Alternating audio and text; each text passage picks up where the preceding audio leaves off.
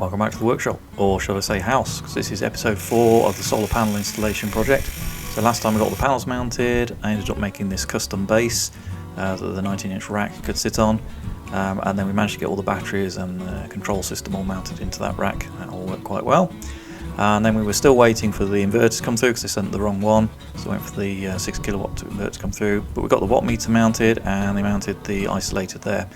But while we were waiting, it gave us a chance to just revisit the wiring, and I think we can do a bit better, so let's get going.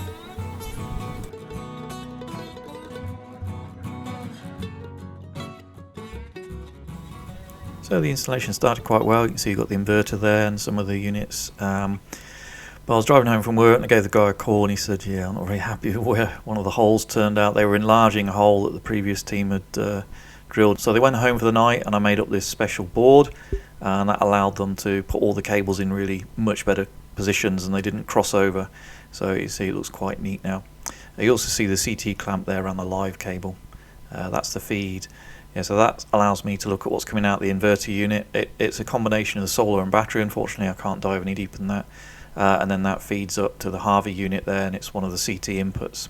You can also see I'm running it off 9 volts just to make sure it doesn't go to sleep, but I think it would probably get current all the time, but just in case, that's how I've got that set up. I'd also got a lot of the wiring done from the panels, so the tails coming through the roof, through the felt from the solar panels, and then they got all those tied off ready to go. They got all the conduits in place, so next day they came back and just a matter of wiring that up. Then it was onto the changeover switch, so we opted to have this extra unit, so that's the extra box on the wall near the meter cabinet. They have this extra box that contains that switchover. That allows us to be off the grid and have it completely solar or battery powered if there's a power failure. And they made a pretty nice job of it. However, the Schneider cabinet they used, it leaked water after the first lot of rain. You can see it kind of pulled up in the corner down there. The door was shut, the seal looked good, so I don't know what happened. And then there's a factory hole there at the other side, but the water had pulled the other side, so it couldn't drain out there. Yeah, usually the Schneider stuff's really good. I really rate their equipment, but for whatever reason it leaked. Anyway, I'd already decided I wanted to make a kind of cabinet that goes around the whole thing, keep the worst of the rain and everything off. So I put these, some offcuts I had, together, and I put a little seal in there, you can see, so that when I butted them up, they wouldn't leak any water. And then I had this garage door strip that I used just to seal the back to the brickwork there. So it was completely sealed, or pretty well sealed anyway, up to the brickwork, stop most of the water getting in. While I was there, I thought I'd paint up the cabinets, the utility cabinets, so looking a bit poor. And there it is finished. So I was very pleased with that. Didn't have to wait long to test it. It rained within the hour. And yeah, it stayed bone dry, so very happy. Okay, so I think we're at the end of day 4. And they're about 95% done, so all the solar part of it is all done. We've basically just got a last little bit to do on the Eddi, so hopefully someone will be back tomorrow just to finish that off. I think it's going to be a different team, just someone in the area, because this team was supposed to finish today, and they've gone like a 2.5-3 hour drive back to base again and on another job, I think, tomorrow. But it's pretty trivial what's left to do on the Eddi. We'll show you the condition of that in a minute. So as you can see here, the batteries are in the racks. You may be able to see, if you look closely, all the lights are flashing. It's been on quite a few hours and it's fully charged. We had a little bit of sun.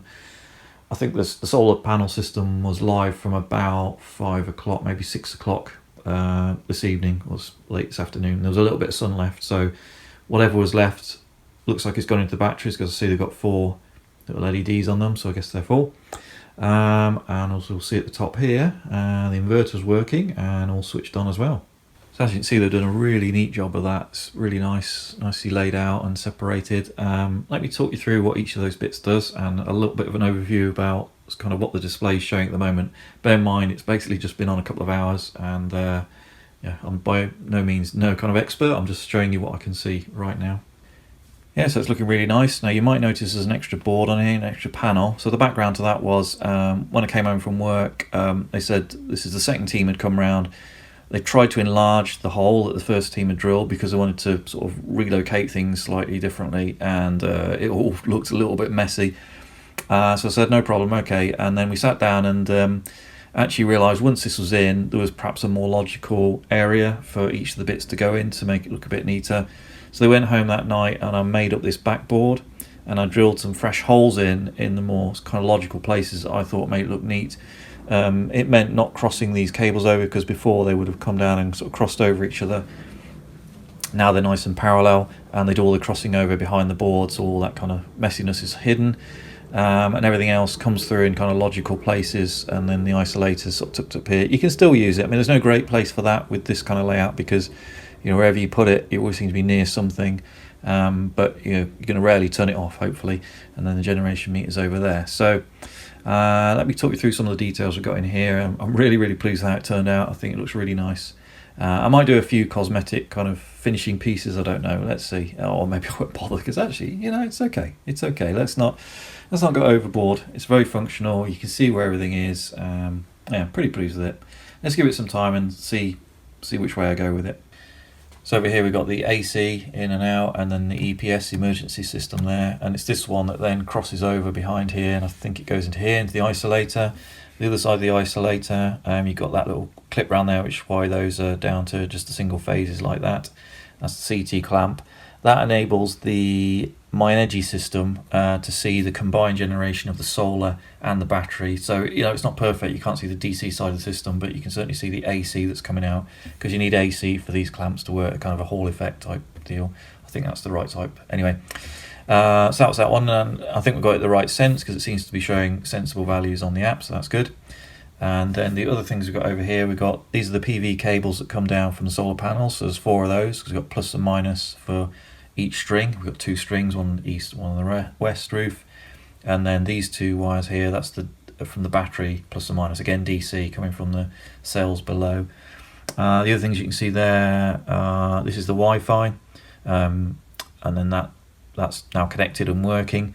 And then this one is the because this system needs the CT clamp from the grid as well. So the Zappy's got one from the grid, so the MyEnergy ecosystem can see what the grid's doing in and out, when you're exporting, and it can switch on. Same thing, because this system's not directly connected to the MyEnergy system, it's got a CT clamp around the grid coming in as well, but they're separate systems, because otherwise you wouldn't be allowed to have 2 CT clamps on the incoming, on the grid side. Right, what else we got? And the last one there, that's the network, I guess. Well, it's the battery management system. It's a network cable, so it's taking data from the battery about health, state of charge, I guess temperature, and maybe things like that. Because I believe the app for Fox can export that kind of data, or you certainly can get it over the RS485, is it, the interface here, the 2-wire interface, but it's kind of available somewhere in the system. And I think that's everything we got wired up and everything that's connected. So if we look on the display panel, this has all been linked up. He used his phone to log in, and so this is now hooked up to our Wi-Fi and all communicating and all talking to everything, and it's happy. And when you first switched it on, I think it pulled about 600 watts. Bear in mind it was sort of getting late in the afternoon, and it's it was still only in April, so it wasn't that sunny. And I think also maybe it was kind of gently charging up the batteries, putting some into the batteries, I think. Maybe that's what state of charge is. I don't know, because we're pulling it down now, because as you can see it's a little bit later, it's sort of 9 o'clock now. So that value went up to about 2.5 kilowatts, which was quite interesting given how it wasn't that bright. And it was obviously then, it probably filled the battery up, I guess, so that was what it was genuinely producing. What are we going to do with this? And basically the app said it's just going all back to the grid. I think 1.7 kilowatts, that was going back to the grid. So we need to get the Eddi sorted out so that we can get the hot water working and make use of that. We need to get onto the Octopus tariff, so if we do get into that situation where we're exporting, at least we're earning a few more pennies than we are currently on it, which is probably basically nothing. I think that's all we're going to do. I'm not going to touch any of these. I don't know what they all do. I guess there's some kind of menus and setups that's working for today, so we'll leave that, but I just thought I'd show you sort of what I'm seeing now live, a couple of hours having used the system for a little while now. Alright. The other bits are working up there. That's the custom cooling fan that we made in episode 1. I'll keep a link back to that, or you can find it in this video series. So that's been hovering around 18-20 degrees, so there is a little bit of warmth. I wouldn't say it's hot, but that's mildly warm, might be 20-30 degrees on there, maybe a bit more. So there's obviously a little bit of heat involved in doing the conversion for the AC to DC and everything else. Generate a little bit of heat, but it seems to be stable about 20 degrees. It's not super warm today. I think the ambient was probably about 16 today, so there's a little bit of extra heat. I did put the hot air gun on the sensor and got it up to 30 degrees, and then the fan kicked in and it cooled it back down to 20. So we'll have to see when it's really hot in the summer how this gets on and does it keep it cool.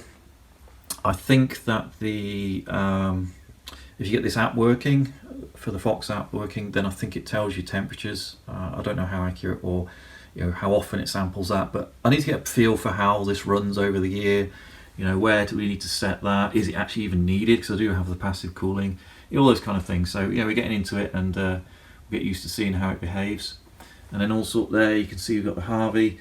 Now I've taken the precaution of running it off the little 9-volt supply that goes into CT3, and then CT2 is from this clamp here, from the generation from the solar and battery, and we've set that up to be solar and battery combined because that's all you can see, and that's so we can see it in the My Energy ecosystem. Obviously we don't need that for the Fox, that does its own thing, but the nice thing about the My Energy system is it's instantaneous, whereas the Fox every 5 minutes, although I think you can make that a little bit shorter. Now I did put that into 2 and 3 because on the My Energy ecosystem, CT1 is the incoming grid and the Zappy is connected up to that CT1. But when I started configuring this, I got the impression that CT1, 2, 3 were specific to that device. So in other words, we could have used 1 and 2 here, and then another CT1 would have been the incoming from the mains, from the grid, and you just configure it appropriately, because I think 1, 2 and 3 are just unique to each of the sensors, rather than having to have one. Okay, you can't use that again, so I've used 2 and 3. I'm not going to change it now, it works. I'm not planning to add any more inputs and outputs, so be interested to know in the comments if you know if that's correct, if you have to have 1, 2, 3 unique everywhere on your whole ecosystem, or whether it only applies to individual devices. In other words, you can use one more than once across different devices. Not quite sure. Anyway, I've linked it all up, followed the instructions, they're pretty straightforward. You have got to get into the advanced bit where you've got to go through your own 4-digit password to log into the Zappy system, which I've made as master, and then down to, I think it was CT devices. You do a scan, you pair it up. You follow instructions, it went straight away, it went straight in, and no problem at all. The only thing I would say at the moment is if I look at the Zappy for what this is generating, it kind of hovers around 0. It doesn't really show very much. It looks like it wasn't working. If you look on the app, it was generating, I think at the time, 600 watts. And when I looked at the front here, that was also 600 watts. So it is working, but for whatever reason on the Zappy screen, it wasn't showing meaningful values. So time will tell whether that's a problem or that's how they run, or I need to configure something else, I don't know. So for now, that's kind of working okay, so that's great. Then obviously the other things they got done, so they finished all the trunking down the side of the gable ends, connected all the wires up, they waterproofed the sort of junction boxes where they go through into the house, and then they finished all the wiring on the other side where you've got the meter, the incoming, the DNO box, all that, and they've got the changeover switch there, so that if there's a power cut, which is pretty rare in this country, but if you have one, you can change it over and you can run off the solar panels and the battery as much load as they will sort of take, if you like. You can draw that into the house, so you can run a few lights, maybe a TV, charge your phone, that kind of thing.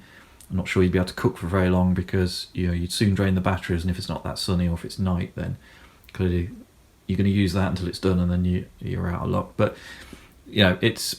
it wasn't that expensive to put in. I'm glad we put it in now, because I think wiring wise it probably would have been really tricky to retrofit that. So we got the changeover switch in, which was an option, but that's in.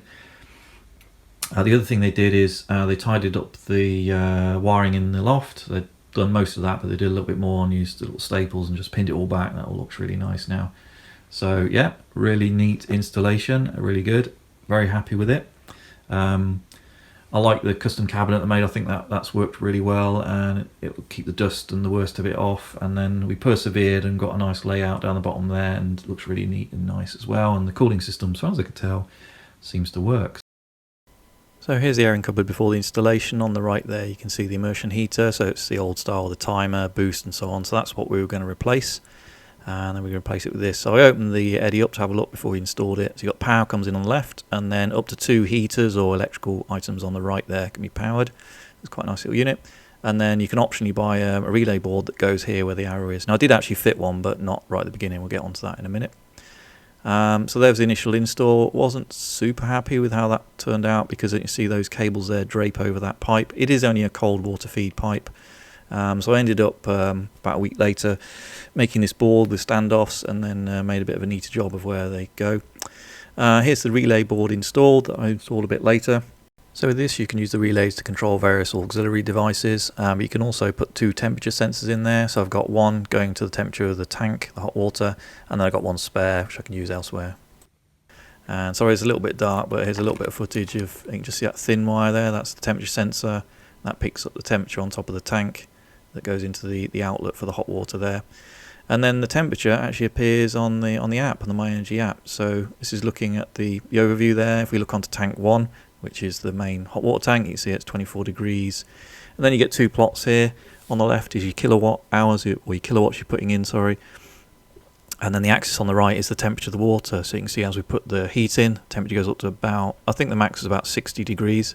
You can also see how poor this tank is. So that's clearly the next on the list. It cools down quite quickly within about 4 or 5 hours. It's kind of back to a lowish temperature. And then here's the electric towel rail that I also put in a bit later. And you can boost that up, and that only pulls about 200 watts. That's a nice little thing to add. But you can't have both on at once. But at least you can control that from the app. You can boost it, time it, and all sorts. And yeah, the water is steaming hot. So let's have a look at the Fox app. This is the one you get with the inverter. So you've got the battery state of charge, current and so on the left there. Then that arrow is pointing to the total number of kilowatts coming out of the inverter. And obviously that consists of the solar panels, which in this case is 0 because it's dark, and the battery. So most of it's coming out of the battery. If you want to dive any deeper than that, when you look at the My Energy app, you can't go any deeper than the inverter. You can't see upstream because you're looking at the AC part of the inverter, and the CT clamp I put on there only looks at the AC part. Why have I got both then? Well, I need the Fox to look at that detailed DC picture, but the My Energy one updates every few seconds, whereas the Fox one's about every 5 minutes. So it'd be nice to have it all on the My Energy, but not yet. I've got some thoughts on that, but not yet. So I run both apps at the moment. Okay, well, I think we should summarise where we got to on this project. So let's start with UPS Solar. If you're thinking of getting a solar system, especially in the UK, by all means shop around, get some quotes in from different companies. It's a very sensible thing to do, but get one from UPS Solar as well. I've been very impressed with their service. Just a call away, you can get through to them, speak to people, not a problem at all. They're very accommodating. Obviously you can see this is a little bit of a custom project. It wasn't just a straightforward throw it on the wall and walk away. But they were very good, and we worked through it together, and I got a really nice system I'm very happy with. So by all means include them in your quotes as well. In terms of the system performance, I know we haven't got to the peak of summer yet, but we're already getting many kilowatts out, much more than we kind of were expecting, I suppose. It's great to have the hot water. We've even managed to put a reasonable amount of charge in the car, although that's probably not the best use of it full time, and certainly when we get into the winter we're not going to be able to do that. We're thinking about putting another battery in maybe to get us through the winter, because the days are quite short and the sun's not that high and it's not that bright. So you probably want to maximise everything you can do to get yourself through the night, because the long dark hours when you're drawing off the battery, and using a lot of electrical appliances earlier, if you see what I mean. So there's things to kind of tune with the system. The Eddi system's been great, fantastic to have all that hot water, the electric towel rail, be able to program it and sort it all from your phone. If you're looking to augment your Fox energy system, if you go for a Fox system, and there's lots of other systems available, and you want to augment it with another ecosystem, by all means look at the My Energy system. I've been really impressed. They do a suite of parts that just work together. So you got the Zappy for the car charger, you got the Eddi for the hot water system, you got the Harvey if you want remote sensing, that all links up wirelessly without any effort. It just seems to work. And it's all made and designed in the UK, so that's great as well.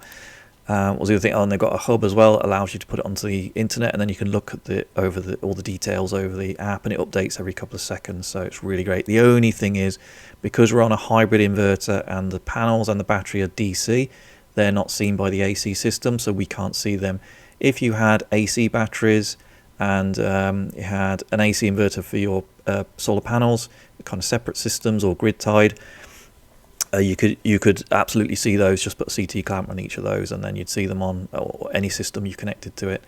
So that's the only thing to think about. But I think the suppliers tend to be quite keen to fit the hybrid ones.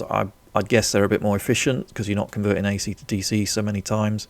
It's a bit of a neater package, so even with the knowledge of where we got to, I'd probably still fit a hybrid one in future like we've got here. Been very pleased with it. Right, I think that's everything, so we'll roll the outro music, show you a few pictures, and hope you've enjoyed. Thank you very much for watching, and we'll see you on the next video. Maybe it'll be an update as to where we are, what we found over the few months. I don't know yet. We'll see how we get on. Yeah, hope you've enjoyed, and thank you again, and see you next time.